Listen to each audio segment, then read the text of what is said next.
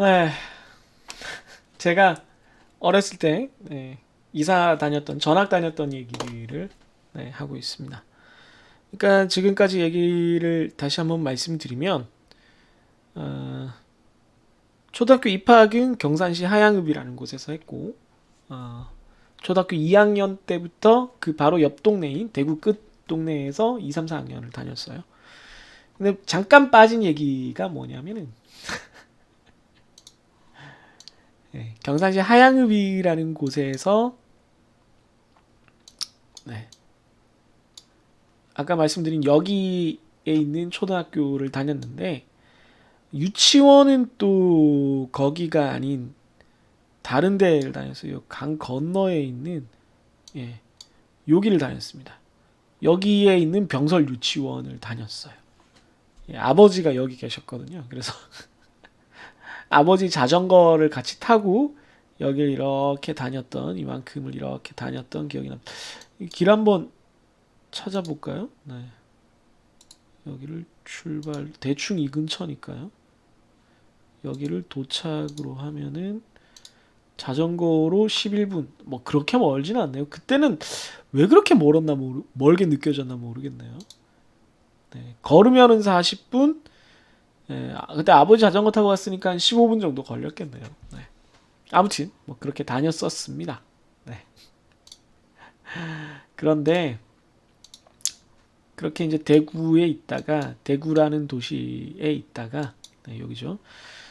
이렇게 이사를 왔었죠. 더 넓게 보면은 이제 이게 경상북도고요. 경상북도인데 청송이라는 곳에 있다가 이제 여기 경산 대구 왔다가 더 넓게 보면 여기가 대전이고 여기가 대구인데 이만큼이 경상북도거든요. 지금 이만큼이 경상북도인데 그중에 문경이라는 곳에 가게 됩니다. 갑자기 다시 시골로 가게 돼요. 어마어마하게 이제 아까 지난번 동영상에서 말씀드렸던 그 주황산이라는 곳에 해당하는 거기 정도로 굉장히 이제 시골인 곳으로 갑니다. 이게 이 동네가 좀 웃긴 게 일단 일반 지도로 좀 보여드릴게요. 여기 보면 문경시청은 여기 있고요. 예. 그런 다음에 어, 문경세제가 여기 있는데 어, 네, 여기에 보면 문경읍은 또 따로 있어요. 네. 이게 어떻게 된 거냐면 이 동네에 대해서 잠깐 설명을 드리면 산 바로 밑에 있고 산 넘어가면은 이제 충북 괴산, 충주랑 연결이 되는 그런 경상북도가 네모나다고 치면은 북서쪽 모서리에 해당하는 동네입니다. 네. 정말 시골이죠. 탄광초원으로 유명한 동네인데 원래 지명은 문경이에요. 지금도 문경이죠. 그래서 문경세제라고 경상도 선비들이 대한민국 조선 땅이 이렇게 남북으로 다 있었을 때 이렇게 있으면 여기 경상도 경상 남북도를 영남 지방이라 그러잖아요. 영남 지방에 있는 선비들이 서울을 가려면 다 이렇게 문경세제라는 산을 넘어서 이 지금 이렇게 초록색으로 보이는 것이 지형 지도로 한번 보면은 이렇게 산이 있죠. 이게 소백산맥인데 이 소백산맥을 넘어가는 길이 크게 세 가지가 있어요. 여기에 문경세제, 조령이라고 불립니다. 세제, 새가 쉬어간다라고 해서 대나무가 많은 곳이라고 해서 중령이라고 불리는 곳이 있습니다. 단양 쪽으로 넘어가는. 그리고 여기 속리산 밑에 보은 쪽에 보은 옥천, 영동 이쪽으로 넘어가는 곳에 아니, 이쪽이죠. 네, 보은 옥천 영동으로 넘어가는 곳 이쪽에 있는 게 추풍령입니다. 추풍령. 추풍령을 넘어가면 이제 여기 옥천이 나오죠 아마. 네. 영동 옥천이 나오고 대전으로 넘어가는 곳이 여기가 추풍령입니다. 그 세 가지 중에 가장 선비들이 많이 다녔던 길이 요 문경세제입니다. 그래서 가는 길목이니까 여기에 당연히 고장도 생기게 되고 그게 문경이라는 동네인데요. 이 문경이라는 동네는 그러니까 전통적으로 존재했던 동네고 오래된 동네인데 여기에 탄광이 생겨요. 탄광이. 그러니까 전통적으로 있긴 있지만 사람이 많이 살지는 않았죠. 그냥 뭐 이렇게 사람들이 왔다 갔다 하는 길목에 좀 있었을 뿐이지 마을이. 그리고 임진왜란 때 보면은 요 문경 세제가 되게 역사적으로 중요한 장면이 나와요. 신립 장군이 여기를 버리고 도망가서 저희 충주 탕금대에서 이제 장렬하게 전사를 하죠. 좀 멍청하게. 아무튼 그만큼 군사적으로도 요충지였던 그런 곳인데 사람은 많이 안 살았는데 탄광 석탄이 이제 1960년대 이후에 이제 개발이 되면서 여기 사람들이 어마어마하게 몰려듭니다. 물론 저기 강원도 쪽에도 탄광들이 많이 있고 저기 봉화 쪽에도 탄광이 있지만 여기 탄광이 꽤 유명했어요, 전국적으로. 그러다 보니까 이제 사람들이 몰리다 보고 탄광이 굉장히 힘들지만 보수가 좋은 직업이었기 때문에 사람들이 돈이 좀 있단 말이에요. 그 사람들이 이제 모여서 뭔가 돈을 쓸 뭔가가 필요한 거죠. 그래서 여기에 이제 시가지가 생기게 됩니다. 원래 문경읍은 이 위쪽에 있습니다. 그래서 그 석탄을 옮겨 다니는 싣고 다닐 수 있는 철도와 도로가 뚫린 요 평지 여기가 이제 주목을 받게 돼서 여기 사람들이 살게 되는 거죠. 그런데 여기 보면 특이한 지명이 있어요. 점촌이라고 불리죠. 그래서 처음에 이제 사람들이 여기에 모여서 정착을 했을 때는 아무것도 없이 그냥 점만 찍어 놓은 동네였어요. 그래서 점촌이라고 불렸습니다. 점점자의 마을 촌자예요, 진짜. 그런데 이제 이게 역전이 돼서 여기가 사람들이 훨씬 많아진 거죠. 원래 문경읍보다는.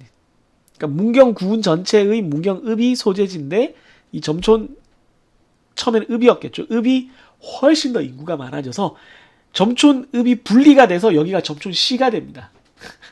그래서 여러분들 어른들에게 물어보면 점촌이라는 지명을 알고 계시는 분들도 계실 거예요. 마치 지금 전북 익산을 아직도 이리시로 알고 계시는 부모님이 계시는 것처럼 여기가 이제 점촌인 걸로 알고 계시는 분들이 계십니다. 그러다가 이제 많은 시군들이 시와 군을 다시 통합했거든요. 예, 대부분 다 통합을 했죠. 그래서 뭐 공주시와 공주군이 통합되는 것처럼. 그래서 다시 통합되면서 점촌은 이상하니까 원래 전통 있는 이름이 문경으로 하자. 그래서 문경시가 된 거죠. 그래서 되게 웃깁니다. 그래서 문경 사람들한테 어디에 사냐? 그러면 문경에 사는데 점촌 쪽에 산다. 이렇게 얘기를 하게 됩니다. 어쨌든 그 점촌, 그 당시엔 점촌이라는 곳에 가게 됩니다. 근데 제가 있었던 곳은 이 시내도 아니고 처음에 갔던 데는 잘 표시가 안 될 텐데 예, 여기 있습니다. 점촌 북초등학교라는 곳입니다. 한 학년에 한 그때 이미 지금 여기 폐교가 되지 않았을라나 모르겠네요. 위성 지도로 보면 네, 여기 있는 아주 작은 학교고요. 산골에 있는 학교입니다. 그때 당시에도 한 학년에 한 40명? 네. 3, 40명 정도 있었던 그런 곳이에요. 3, 40명? 네. 그래서 한 학년에 40명, 50명 정도였어요. 그러니까 정말 작은 미니 학교죠. 눈이 많이 산골이라서 눈이 많이 오면 학교 가기 힘들었던 그런 기억이 납니다. 바로 앞에 살긴 했는데. 그래서 여기에 4학년 2학기, 한 학기 정도 있다가 다시 시내로 가요. 역시 부모님 직장 때문에 옮겨간 겁니다. 그래서 여기 처음 갔을 때 이제 제가 뭐 저도 시골에서 살았었지만 대구에서 왔다는 것 때문에 애들이 굉장히 저를 신기하게 바라봤던 기억이 납니다. 대구에서 왔다고? 도시에서 왔다고? 뭐 이런. 나중에 이제 저도 서울에서 그 전학 온 학생들을 보면서 똑같은 감정을 가졌던 것 같은데 아무튼 그랬던 기억이 나요. 여기 되게 재밌었어요. 연 날리고 썰매도 타고 뭐 대구에서도 비슷한 것들을 했었지만 여기서는 훨씬 더 많이 할 수 있었기 때문에 굉장히 재밌었던 그런 경험이었습니다. 여기 재밌었던 건 친구네 집에 놀러를 가는 그런 일들이 있었는데 그게 여기였는지 어디였는지 기억 안 나는데 아무튼 이런 새끼를 따라서 도대체 뭐야? 그러고 이렇게 있는데 이쪽 동네였던 것 같네요. 산을 이렇게 넘어가면은 갑자기 집들이 있고 산을 넘어가면 집들이 있고 막 이런 경우들이 있었어요. 그러니까 뭐지? 어딜 가지? 싶다가 산을 여기서 이쪽이었구나. 예, 넘어가면 여기에 집들이 있고 또 이렇게 넘어가면 여기 집들이 있고 또 넘어가면 집들이 있고 이래서 뭐지 이게? 이런 생각을 했던 기억이 납니다. 그러다가 이제 다시 초등학교 5학년 때 이렇게 시내로 오죠. 여기는 이제 뭐 작은 시내죠. 도시 규모가 계룡시 정도 될 거예요. 계룡시 정도 되고 중학교가 3개 있는 네, 외곽지까지 따지면 4개 정도 있는 그런 작은 도시입니다. 그래서 제 기억에 여기가 제가 다녔던 초등학교고요. 모전동이라고 불리는 요 동네 근처에 살았던 기억이 이 동네인지 이 동네인지 지금 헷갈리는데 예, 아마 요 근처 어디에 살았던 걸로 기억을 합니다. 네. 그래서 여기에 이사 왔다가 나중에 또 다시 이쪽으로 이사를 가서 네, 초등학교는 여기서 나오고 중학교까지 여기서 나오고 다시 또 이사를 가게 되죠. 그러니까 이제 초등학교를 제가 유치원까지 합치면 총 하나, 둘, 셋, 넷, 5군데를 다닌 거죠. 그래서 5학년 1학기 3월 달에 이제 이 점촌 초등학교로 전학을 갔는데 전학을 가자마자 선생님이 이제 새로 첫날 제가 없었고 3월 둘째 날에 제가 이제 전학을 왔어요. 그쪽 학교에서 처리를 하고 와야 되기 때문에 전학을 가면은 저를 소개를 할 거 아니에요, 선생님이. 자, 새로 우리 반에 좀 늦게 합류한 태구라고 해. 소개해라. 그러면 안녕, 난 김태구야. 잘 부탁한다. 뭐 이런 얘기를 하잖아요, 보통. 그러면서 선생님이 아침 조회를 하시고 잠깐 나갔다가 이제 월요일이나 화요일이니까 이제 선생님이 교무실에 잠깐 가셨다가 이제 다시 교실에 오신단 말이에요. 여러분들 초등학교 때 생각해보면 선생님은 교실에 보통 계세요. 초등학교 때는 우리랑 같이 계시죠. 근데 5학년 때니까 이제 선생님이 밖에도 많이 나가셨고 뭐 좀 이렇게 쉬다가 오시고 그랬던 것 같아요. 여자 선생님이셨는데 나가셨다가 다시 돌아왔는데 1, 20분? 네. 제가 그때 이미 이제 친구들이랑 좀 친해져가지고 친구들이 교실 뒤에서 이제 말뚝박기 제가 말뚝박기를 하고 있었던 거죠. 그래서 말뚝박기 하면서 막 무너지고 막 3월이니까 같은 학교를 계속 다녔어도 이제 다른 반이 돼서 안 친한 애들도 있었을 거란 말이에요.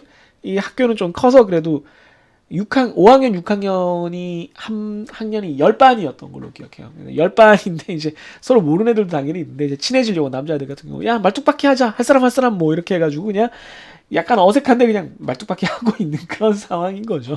그래서 말뚝박기 하다가 이제 첫날 선생님한테 엄청나게 혼났던 역시 그런 기억이 있습니다.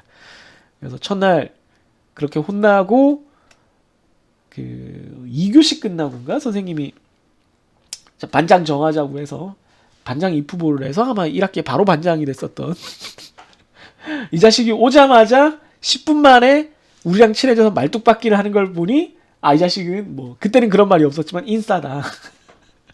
범상치 않은 녀석이다. 이놈은 재밌을 것 같다. 뭐 이런 이미지 때문에 아마 제가 반장이 됐었던 걸로 기억을 해요. 그때 뭐 초등학교 때 반장이 뭐 별 하는 일은 없으니까 사실 선생님 심부름 하는 거죠.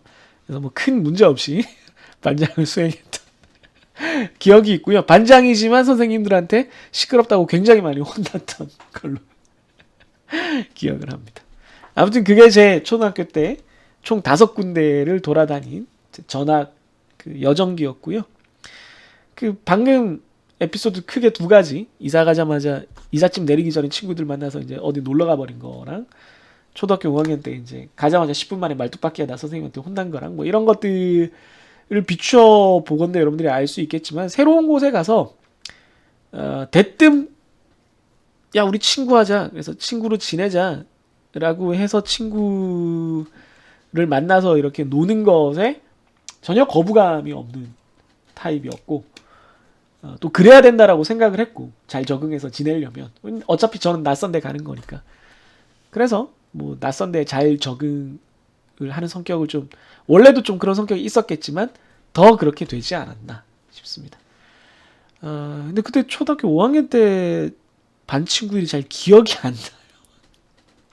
미안한데 되게 너무 옛날이라서 그런 것 같은데 혹시 뭐 그럴 리는 없지만 이 동영상을 누군가가 보게 된다면 그때 같이 말뚝박기를 해줬던 제 친구들에게 심심한 감사의 말을 전한다고 하고 싶네요. 다른 반 친구는 기억이 나는데 같은 반 친구가 기억이 안 나네. 아무튼 그렇습니다. 네. 리퀘스트 인생 썰 중에서 네, 프로 전학러에 관한 얘기였습니다. 네, 채권 돌아보기 최대한 후루룩 한번 해보도록 할게요. 뭐 말은 그렇지만 그렇게 빨리 되지는 않겠죠. 요 구조를 여러분들이 잘 이해를 해주면 좋아요. 요 페이지랑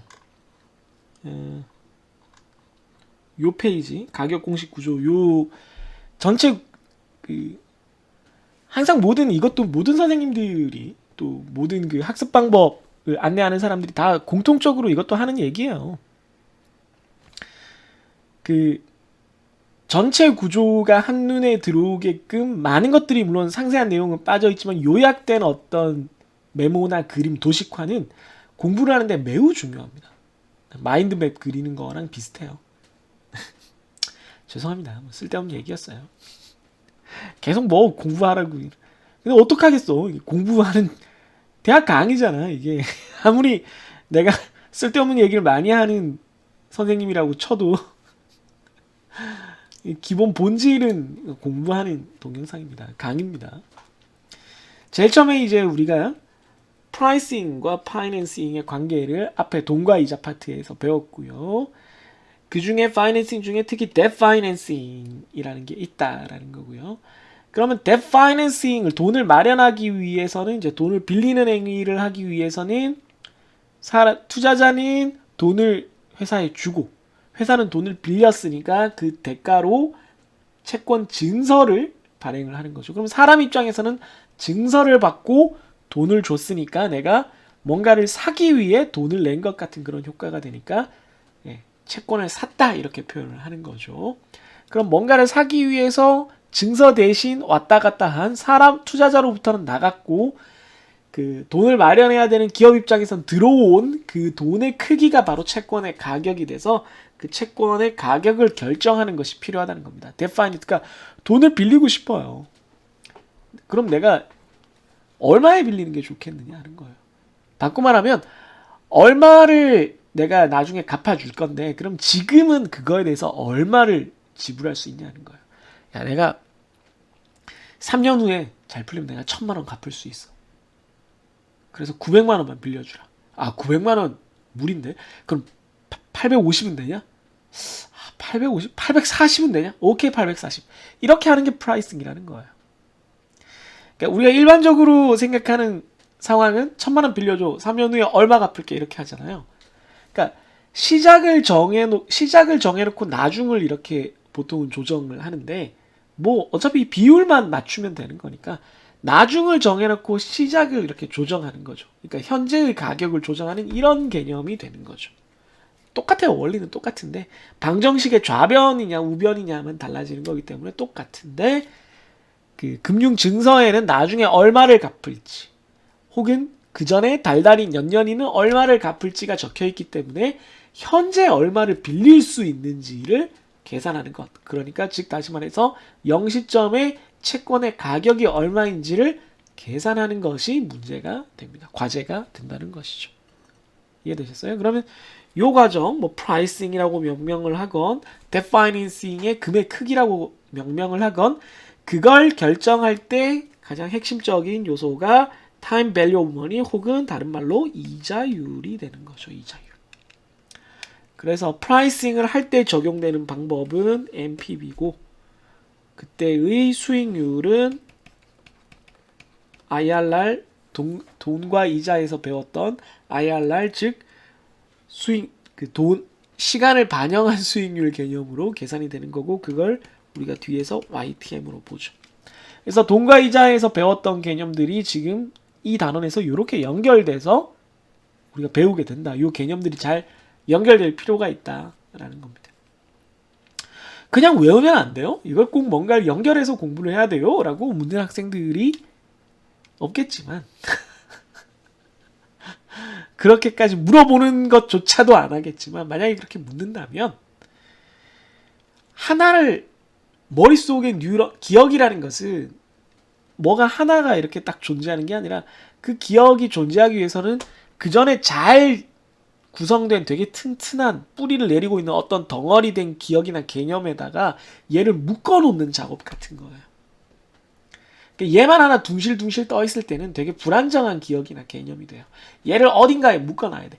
정 묶어놓을 게 없으면 얘랑 같이 둥실둥실 거리는 걔네들끼리라도 묶어서 큰 덩어리가 되게 해야 돼. 되게 거슬려서 얘네들이 쉽게 사라지지 않게 만들어야 돼요. 그렇게 뭉쳐져 있는 덩어리가 되면 내 머릿속에서 기억이 이렇게 둥실둥실 떠다니면 놓쳤다가도 그런 게 있었는데 싶어서 그 덩어리가 통째로 다 드러나요. 그럼 그 중에 한두 개는 새 나갈 수 있어도 전체적으로는 돌아온다고요. 무슨 말인지 모르겠다고요? 그렇단 얘기예요. 내가 기억하는 방식이. 네, 알겠습니다. 요즘 그 SNL에서 그 대학생 그 발표하는 거 흉내내는 그분 너무 잘하시던데, 여학생들은 그나마 그런 특징이라도 있는데 남학생들은 뭐 네, 바닥 보고 딴 데 보고 그냥 칠판만 보고 저희가 이런 발표를 준비했습니다. 이걸 X를 대입했고 Y를 대입했고 Z가 나왔습니다. Z는 3보다 큽니다. 뭐 이런 식으로 해요. 거의 책 읽는 거죠. 그래서 그거는 아마 그것도 특징을 잡아서 하실 수 있었을 텐데 재미가 없어서 아마 그랬던 것 같고, 여학생들의 특징을 잘 잡아서 말투를 하신 그분은 너무 그 실감이 난다고 해야 되나? 되게 잘하시더라고요. 나중에 뭐 또 여러분 동영상 찾아보시길 바라고요. 채권의 구조에서 이제 주요 개념들이 나오는데, 액면가가 만기 상환 금액, 그러니까 갚을 돈이 되는 거죠. 그리고 만기가 최종 상환 시점, 나중에 돈을 갚는 시점이 되는 거고요. 그래서 액면가는 페이스 밸류라서 FV라고 나타내고요. 요게 뭐랑 헷갈리면 안 되냐 하면은 그 경제성 공학에서 돈의 미래 가치를 F 혹은 F로 나타내는데 FV로 나타내는 경우가 있어요. 좀 가려졌나요? 왜냐면 엑셀 함수에서 이걸 FV로 쓰거든요. 그래서 혹시 헷갈릴 경우가 있는데 다르다는 겁니다. 채권에서 FV는 액면가예요. 액면가, face value. 만기가 라지 t가 되고요. 이것도 라지 t, 스몰 t가 다릅니다. 스몰 t는 그냥 일반적인 어떤 시간을 나타내는 거고, 라지 t는 만기 시점을 나타내는 거예요. 표면금리라고 해서 쿠폰 레이트는 액면가 대비 이자, 매 기간 중간중간에 이자를 미리미리 돌려줄 때, 미리미리 갚을 때의 이표입니다. 우리가 적용하는 이자율과는 전혀 상관없이 그냥 채권 증서에 그렇게 적혀 있는 계약된 이자의 크기를 말하는 겁니다. 그래서 그걸 스몰 c로 하면은 표면 금리가 되고요. 라지 c는 스몰 c 곱하기 FV가 되겠습니다. 네, 이런 형태가 됩니다. 그래서 여기 밑에 보시면 이 주황색이 라지 c가 되고요.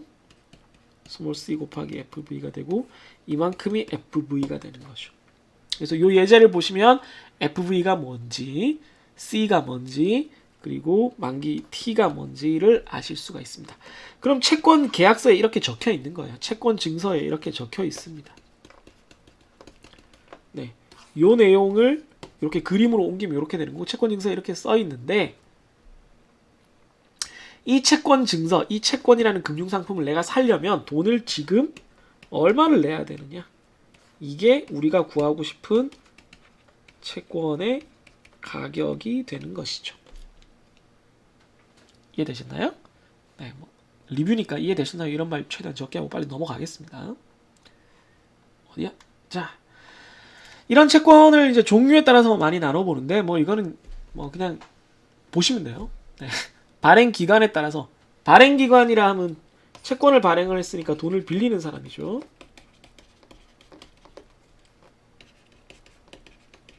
돈을 누가 빌리느냐 하는 거에 따라 다릅니다. 국채면 나라에서 돈을 빌리는 거고요. 회사치면 회사에서 빌리는 거고요. 지방치면 지방정부에서 빌리는 거고요. 뭐 여러 가지 있습니다. 그 다음에 특수채, 금융채는 뭐 그런 종류, 그걸 담당하는 해당 기관에서 빌리는 거라고 할 수가 있겠고요. 이자를 지급하느냐 안 하느냐에 따라서, 바로 앞에서 나타났던 그림에서 이 주황색 부분이 있느냐 없느냐에 따라서 무이표채를 제로 쿠폰 본드 혹은 다른 말로 할인채라고 부르기도 합니다. 복리채는 좀 다른 거고요. 복리채도 그냥 결국은 무이표채와 같이 이자를 그 증서에는 적혀 있는데 중간에 주지 않고 만기 한꺼번에 줘요. 그래서 페이스 밸류에다가 이자를 엎어서 주는 그런 형태로 되어 있긴 합니다. 그 다음에 이 표채에는 그러니까 무이표채 종류로 이렇게 두 가지가 있는데 보통 우리가 무이표채 하면 할인채를 말하는 거고요. 이표채 쿠폰 본드는 아까 본 주황색이 있는 경우고 고정금리채로 일정하게 아까 주황색 일정한 경우가 있었고 변동금리채로 그 기간에 따라서 뭐 은행 이자율이나 나라에서 공시한 이자율에 맞춰서 들쭉날쭉하게 주겠다라고 하는 경우가 있습니다. 일단 파생상품은 이제 채권에다가 뭔가 다른 조건을 더 붙여서 파는 거예요. 채권의 만기가 됐을 때 액면가를 주지 않고 야, 돈 빌려줘서 고마워. 이거 100만 원 갚을래 하고 갚으려다가 야, 그러지 말고 이거 우리 회사에 투자하면 어떠나? 너 내 동업자가 되라. 뭐 이러는 거죠. 그랬을 때 그 100만 원을 안 받고 채권을 이제 산 사람이, 즉 돈을 빌려준 사람이 만기에 돈을 안 돌려받고 회사의 투자자가 될 수 있는 기회를 주는 거예요. 꼭 해야 되는 건 아닙니다. 근데 기회가 플러스로 들어가는 거니까 채권 가격이 조금 더 올라가겠죠. 신주의 인수권부사채도 비슷한 겁니다. 일단 돈은 줘요. 이 경우는 돈은 돌려주고 만기가 됐을 때 야, 내가 새로 주식을 더 발행하려고 하는데, 즉 동업자를 더 모으려고 하는데 너 내 동업자가 될 기회를 줄게 라고 하는 겁니다. 다른 사람보다 네가 먼저 투자를 할 기회를 줄게 라고 하는 겁니다. 이 두 가지 경우 모두 다 채권을 소유한 사람, 즉 처음에 돈을 빌려준 사람에게 약간 플러스 옵션 기회를 주는 것이기 때문에 채권 가격이 조금 올라갑니다. 뭔가 기회가 더 올라가면 나한테 유리한 게 생기면 당연히 더 비싸지는 거죠. 세상에 공짜는 없습니다. 그 다음에 이제 제일 여러분들이 중요하게 이제 개념을 이 단원에서 머리에 꼭 집어넣어야 되는 것이 채권의 가격 공식 구조입니다. 제가 잠깐 구석으로 꺼지도록 할게요. 네, 원래 구석이었는데 뭐 구석에서 구석으로. 그럼 채권 가격을 우리가 어떻게 구하느냐? 우리가 궁극적으로 구하고자 하는 채권 가격은 이표채의 채권 가격이에요. 그럼 이표채의 채권 가격을 구하기 위해서는 캐시플로우는 주어져 있기 때문에 이자율만 알면 됩니다. 이자율을 가지고 여기 나오는 NPV 공식에다가 집어넣으면 채권 가격이 나와요. 네, NPV가 그래서 있는 겁니다. 그런데 이 이자율이 그냥 주어지는 경우에는 아무런 문제가 없는데 그냥 주어지지 않고 옆에 이표채라고 제가 써놨네요. 그냥 주어지지 않고 할인채 가격들이 만기가 서로 다른 할인채 가격들이 제시돼서 그 할인채의 가격으로부터 이자율을 유추해야 되는, 이렇게 계산해내야 되는 경우가 존재를 합니다. 그런 문제를 제가 보여드리기도 했죠. 어쨌든 그게 아니라면, 이런 경우가 없다면 이자율부터 시작하는 경우도 있다는 겁니다. 이자율부터 시작할 수도 있다는 겁니다. 이자율이 존재만 한다면, 알려져 있다면. 그래서 이자율에 대해서는 이렇게 큰 네모를 적용을 한 거죠. 그러다 이제 채권 가격을 구했으면 다 된 거 아니냐? 채권 가격이 나와 있는 상황에서 채권 증서도 나와 있으니 내가 미래에 어떻게 돈을 받을지도 알 수 있고, 이 채권 증서에 대해서 적절한 채권 가격도 이제 알게 됐으니 얘를 얼마를 지불하면 얼마로 나중에 돌려받을 수 있는지 이걸 다 알게 됐다면 도대체 얘는 그럼 수익률이 얼마짜리 금융상품이야? 라는 궁금증이 여러분들 안 드시나요? 들어야지 정상인 거죠. 그래서 그러면 연평균 수익률은 얼마냐? 얘를 만기까지 가지고 있을 때 시간을 고려한 연평균 수익률이 얼마입니까? 라고 했을 때 그걸 만기 수익률 YTM이라고 부르고, 이 YTM을 계산하는 방법은 이 채권 가격을 가지고 IRR을 적용을 하는 거죠. 그래서 YTM. 그래서 이 YTM을 구해보면은 YTM에 따라서 YTM과 그 이표채의 가격에 따라서 할증 발행, 액면 발행, 할인 발행이 이렇게 나누어집니다. 그러니까 정확히 말하자면은 그 연평균 수익률과 그 연평균 수익률이라는 게 결국은 그 기간 동안 적용되는 평균 이자율과도 같은 거예요. 네, 나중에 나오지만 이게 평균 이자율입니다. 단 모든 기간을 똑같이 평균하는 게 아니라 캐시플로우가 큰 곳에 많이 비중을 두는 이자율이라고 제가 설명을 드렸죠. 나중에 다시 한번 설명을 하겠습니다. 그럼 이제 요거 하면 다 배웠냐? 하나가 더 남아있죠. 이자율에 의해서 채권 가격이 결정된다. 이걸 다시 한번 중요한 거니까 빨간색으로 하겠습니다. 이자율이 채권 가격을 결정한다. 이걸 그 SNL 나오는 그 말투로 하면 이자율이 가격을 바꾼다. 뭐 이런 식으로 되겠죠. 네, 채권 가격의 미래를 알고 싶은 21학번 누구누구입니다. 정말 이렇게 발표하는 학생이 잘 없는데 좀 옛날 내가 학교 다닐 때면 너무 옛날이니까 모르겠네요.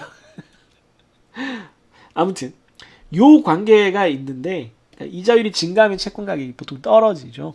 어느 정도 떨어질 거냐, 얼마나 변할 거냐, 요 관계가 어느 정도의 강도일 거냐를 알고 싶을 때 그걸 계산한 것이 듀레이션입니다. 요 관계에 관한 거예요, 듀레이션은.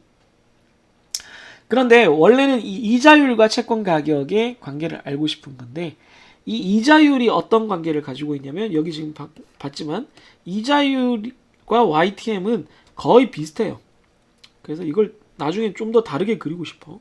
사실은 얘랑 네, 비슷해요. 이자율들을 평균한 게 YTM이라 그랬잖아요. 비슷해요. 그렇기 때문에 이 관계를 알고 싶을 때 I 대신에 Y를 넣어서 대신 이 관계로 이렇게 분석을 한다는 거죠. 원래 알고 싶은 거. 실제 구하게 되는 것은 요겁니다. 왜? Y가 I의 평균값처럼 우리가 쓰고 실제로 그렇게 구하게 되기 때문에 I는 기간마다 다 다르니까 I를 뭐 다 같이 올린다, 다 같이 내린다 이렇게 해서 하는 방법도 있지만 조금 뭔가 공식을 만들기에 적절하지 않잖아요. I 값이 여러 개니까. 그러니까 I의 평균값인 Y를 하나 정해놓고 Y를 올리거나 내렸을 때 채권 가격이 어떻게 변하는지를 보고 싶다. 그랬을 때 듀레이션을 이용한다는 거죠. 그런데 그런 듀레이션인데 사실 듀레이션의 정의 자체는 뭐라고요? 네. 평균 원금 회수 기간입니다. 단 뭐라고요? 시간 가치가 고려되어 있습니다. 시간 가치가 고려된 원금을 회수하는데 평균 어느 정도 걸린다라고 볼 수 있느냐 하는 겁니다. 네. 왜 원금을 회수하는 게 중요하냐? 빨리 원금 회수해야 또 딴 데 투자를 할 수 있으니까 이게 짧으면 짧을수록 좋다는 거죠. 크면 클수록 불리하다는 거고 크면 클수록 이자율의 변화에 따라서 채권 가격의 변화도 커지게 됩니다. 이게 전체적인 그 관계고요. 요 관계를 설명한 용어가 가격 탄력성에 관련된 거고요. 그 다음에 이자율 같은 경우에 이자율을 안 쓰고 YTM 하나만 쓰는 건 기간마다 금리, 그 이자율이 달라져서 기간마다 달라졌을 때 그 각 기간의 이자율은 우리가 현물금리, 스팟 레이트라고 부르고 미래 어떤 시점에서 또 다른 미래 시점까지 어떤 구간을 딱 정해서 그때의 이자율을 우리가 알고 싶다 그러면 forward rate라고 부른다라고 했습니다. 보시면 알겠지만 이게 이 강의 자료 채권 파트에서 다루는 전체 내용이 이게 다예요. 이게 답니다. 그래서 여러분들이 제가 도식화한 이걸로 꼭 공부할 필요도 없고 여러분들이 원하는 다른 도식화를 하셔도 전혀 상관없어요. 그렇게 하시면 더 좋죠. 자기가 자기만의 도식을 할 수 있으면 더 좋아요.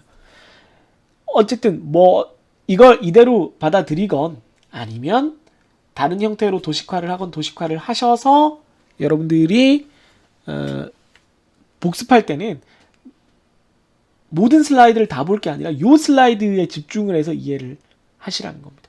아, 요 과정이 요 과정이지? 나 할 수 있나? 00. 할 수 있어. 요 과정이 요 과정이지? 나 할 수 있나? 00. 할 수 있는데 조금 애매한데? 예제 한번 보면서 확인해 볼까? 이렇게 돼야 되는 거예요. 그럼 매 페이지를 다 보는 것보다 그게 이렇게 하는 게 훨씬 효과적이고 머릿속에 구조화가 됩니다. 이 구조를 또 다 외우라는 게 아니고 어차피 시험은 오픈북으로 보니까 제가 이렇게 눈으로 바라보면서 요 구조 오케이 뭐 이렇게 하라는 거예요. 근데 그 구조가 마음에 안 들면 여러분이 새로운 구조를 그려도 상관이 없다는 겁니다. 그럼 더 좋죠. 더 좋아요. 최고죠. 그러면 조금만 더 살펴보고 끝낼게요. 이미 다 본 거예요. 채권 파트는 다 끝낸 겁니다. 그래서 할인채와 금리 앞에서도 봤지만 할인채는 만기에 한 번의 캐시플로우만 있기 때문에 그 가격 공식이 NPV를 적어보면 만기의 페이스 밸류 액면가 한 번만 있고 그걸 이자율로 1 플러스 i의 t승으로 나눠주면 되기 때문에 가격이 알려져 있고 페이스 밸류가 알려져 있고 만기가 알려져 있다. 그러면 우리가 이자율 i를 구할 수가 있게 되는 그런 형태인 거죠. 네. 따라서 총 4개의 변수가 있는데 이 중에 하나만 모른다 그러면 그걸 구할 수가 있는 거죠, 당연히.